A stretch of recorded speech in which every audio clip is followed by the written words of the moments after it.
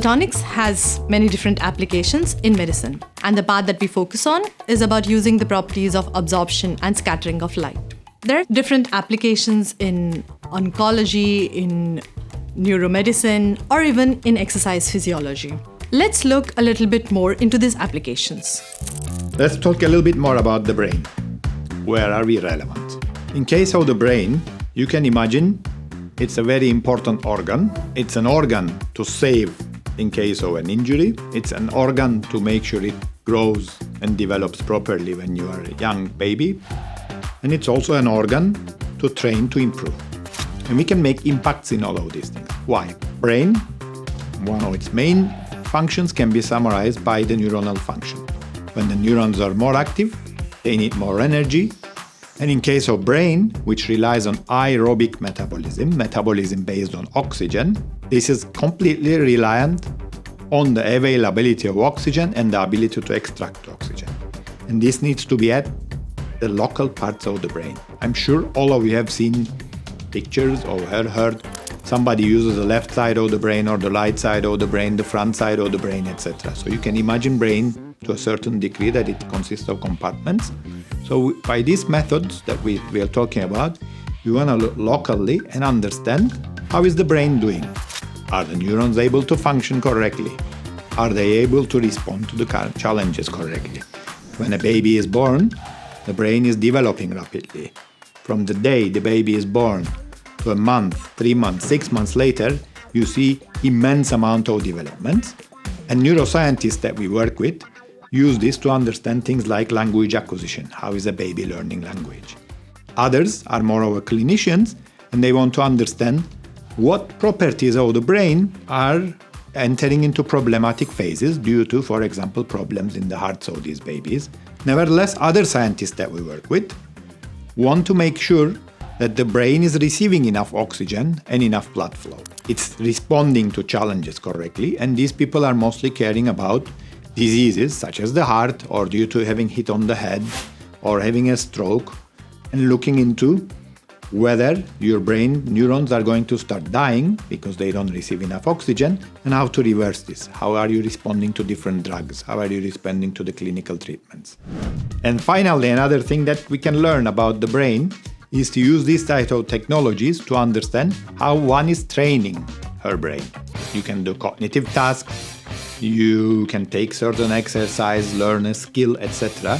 And by knowing what's happening locally and its relationship between the other parts of the brain, we can achieve this goal. And our dream in the longer future is to turn these things into easily worn technologies, working with batteries, etc. So we can even look at into social interactions, we can do it in daily settings, etc. Now let's go a little bit deeper into the oncology, in other words, cancer-related applications. Let me highlight one of the many possible applications. This one is related to chemotherapy. Doctors give you a certain drug. This drug interacts with your body, in principle interacts more with the growing cancer cells and tries to destroy them all around your body. The problem is, human beings are very diverse, and once you're ill, you are even more diverse. So none of these drugs work very well for everybody. And they come at a cost. Like many other drugs, the more severe illness they treat, they tend to have more side effects. So they also want to minimize that. This is a process that takes many weeks.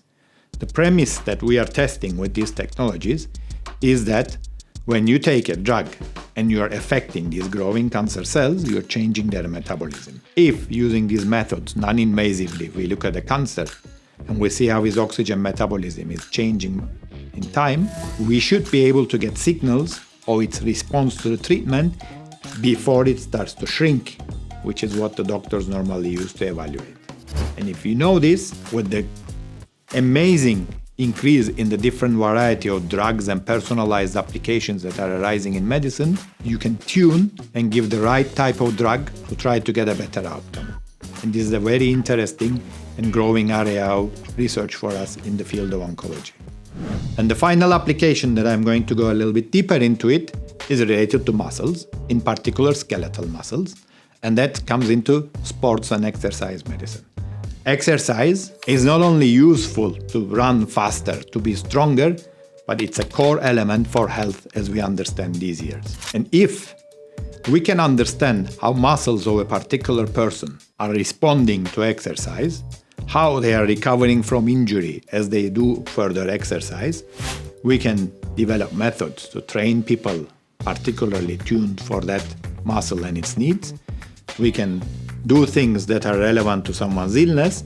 We can even, in the future, do exercises that become harder or easier based on how your muscle is responding to it. And the muscles are even more complex than some of the other points we talked about, because they don't only work with aerobic metabolism, but they also work with non-aerobic metabolism. So they start to utilize glucose. We're looking at oxygen with light. Maybe in the future we'll look at the other elements as well.